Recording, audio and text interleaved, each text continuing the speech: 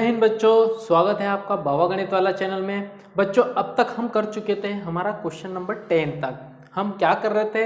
हम कर रहे थे परीक्षा अध्ययन 2024 का सेट नंबर 2। कौन सी क्लास? 10th क्लास का। ठीक है, तो अब हम करते हैं हमारा क्वेश्चन नंबर 11। पर उससे पहले इसका हम देखेंगे थोड़ा इससे रिलेटेड बेसिक। ठीक है, तो आओ स्टार्ट करते हैं। और जो बच्चे इस वीडियो पर नए हैं कृपया लाइक शेयर सब्सक्राइब करें और साथ में हमारी पूरी प्लेलिस्ट देखें ताकि आपको मैथ्स में किसी भी तरीके की कोई समस्या ना हो। अब आओ स्टार्ट करते हैं। सबसे पहले हम देखते हैं 11th का पहला क्वेश्चन ऊपर वाला। ठीक है, फाइंड डिस्क्रिमिनेंट हमको फाइंड करना है। क्या फाइंड करना बच्चों? डिस्क्रिमिनेंट। किसका? क्वाड्रेटिक इक्वेशन का। ठीक है, तो अब ये डिस्क्रिमिनेंट क्या होता है? तो बच्चों अगर मैं डिस्क्रिमिनेंट की बात करूं, डिस्क्रिमिनेंट, तो डिस्क्रिमिनेंट को हम रिप्रेजेंट करते हैं कैपिटल डी से और इसका फॉर्मूला होता है बी स्क्वायर माइनस 4ac। क्या होता है? B square minus 4ac। अब सर बी स्क्वायर 4ac कहाँ से लिया गया है? तो हम जानते हैं बच्चों कि जो स्टैंडर्ड फॉर्म है, स्टैंडर्ड या फिर जो जनरल फॉर्म होता है, क्या होता है? जनरल फॉर्म किसका? क्वाड्रेटिक इक्वेशन का। क्वाड्रेटिक इक्वेशन है, क्वाड्रेटिक इक्वेशन का जनरल फॉर्म क्या होता है? हमारे पास होता है A X square plus B X plus C equal to 0। तो बस उसी से b की वैल्यू c की वैल्यू यहीं से ली गई है। ठीक है, इसी को कहते हैं डिस्क्रिमिनेंट। क्या कहते हैं? डिस्क्रिमिनेंट। अब देखो अगले क्वेश्चन में पूछा गया है कि नेचर ऑफ रूट। तो नेचर ऑफ रूट भी किस पे डिपेंड करेगा बच्चों? डिस्क्रिमिनेंट पे डिपेंड करेगा।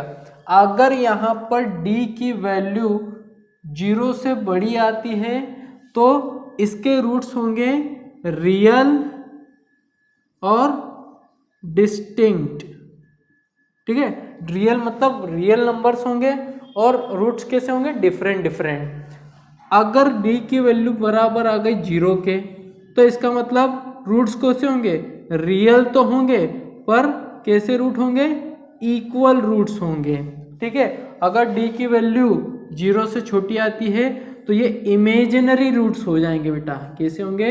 इमेजिनरी रूट्स, जो कि आपको नहीं इस चैप्टर में है। ठीक है, तो ध्यान से सुनना। सबसे पहले हम और वाले का सॉल्यूशन करते हैं, सॉल्यूशन ऊपर वाले का। तो सबसे पहले लिखते हैं गिवन क्वाड्रेटिक इक्वेशन। हमारे पास गिवन क्वाड्रेटिक इक्वेशन क्या है बच्चों? हमारे पास है 2x square minus 4x plus 3 is equal to 0। अब यहां से क्या करेंगे? सबसे पहले कंपेयरिंग कोएफिशिएंट। क्या करेंगे बच्चों?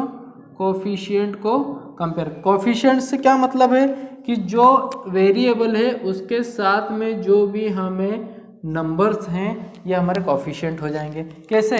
देखो एक्स स्क्वायर का कोएफिशिएंट a कितना होता है? 2, b का कितना कोएफिशिएंट है? माइनस का 4 और c का कितना कोएफिशिएंट? 3। अब ये कंपैरिजन कैसे करेंगे? ये कंपैरिजन स्टैंडर्ड या जनरल फॉर्म से करेंगे क्योंकि a स्क्वायर एक्स स्क्वायर का कोएफिशिएंट होता है a, x का कोएफिशिएंट होता है b और c कांस्टेंट होता है। ठीक है, तो यहाँ पर a, b और c। ठीक है, अब d की वैल्यू रख दो, d is equal to B square. यहाँ लिख दो डिस्क्रिमिनेंट। डिस्क्रिमिनेंट कितना होगा? B square minus 4ac।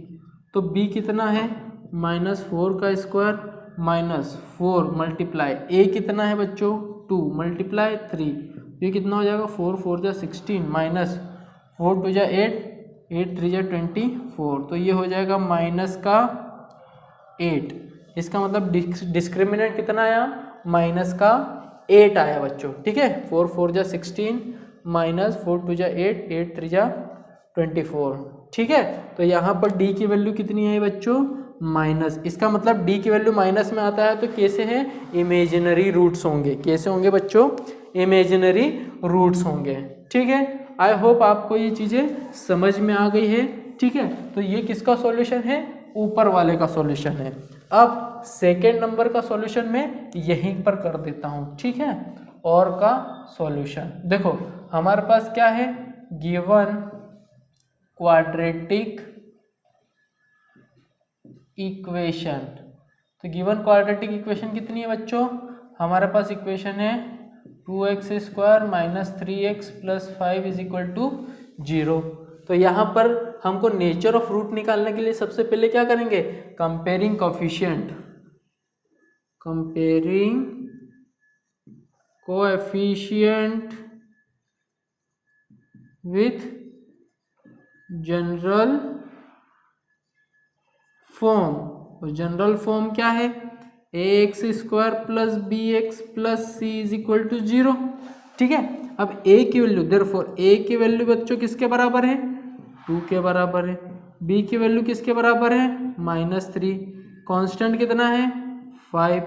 ठीक है, अब निकालेंगे discriminant. Now d is equal to b² minus 4ac। तो d कितना है, b की वैल्यू कितनी है, -3 का स्क्वायर माइनस 4, a की वैल्यू कितनी है 2, 5। तो 3 3 जा 9 माइनस 4 2 जा 8, 8 बाई 5 2 जा 10 और इधर हो जाएगा 40। तो ये हो जाएगा माइनस का 31। तो d की वैल्यू कितनी आ गई, माइनस का 31। इसका मतलब लेस देन 0 आ गई। ठीक है, तो यहाँ क्या लिखेंगे, therefore d is less than 0, hence nature of root क्या हो जाएंगे बेटा, नेचर ऑफ रूट्स हो जाएंगे इमेजिनरी। नेचर ऑफ रूट कैसे हो जाएंगे बच्चों, इमेजिनरी। आई होप आपको ये चीज़ें समझ में आई। अगर अच्छी लगी तो लाइक शेयर सब्सक्राइब करें। अब हम मिलते हैं अगले वीडियो में, तब तक के लिए जय हिंद।